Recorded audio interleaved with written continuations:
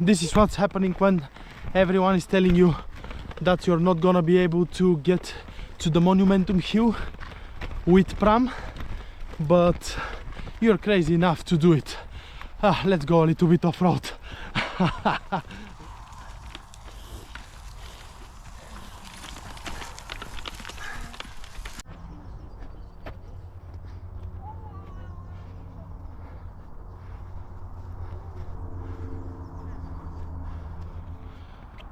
These two strong legs have done it. We conquered the hill with a pram, with very bad pram.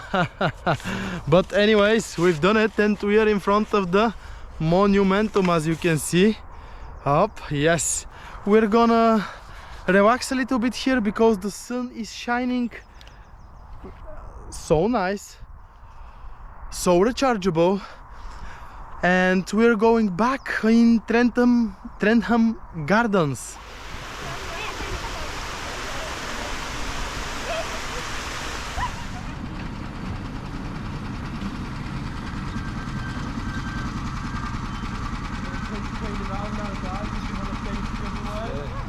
Сега ще го завърти.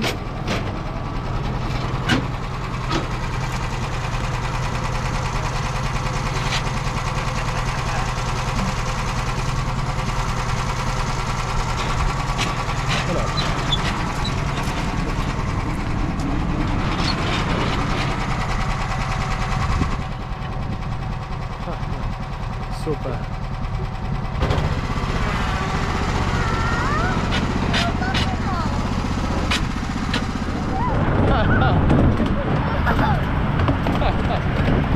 Tuduf, tuduf.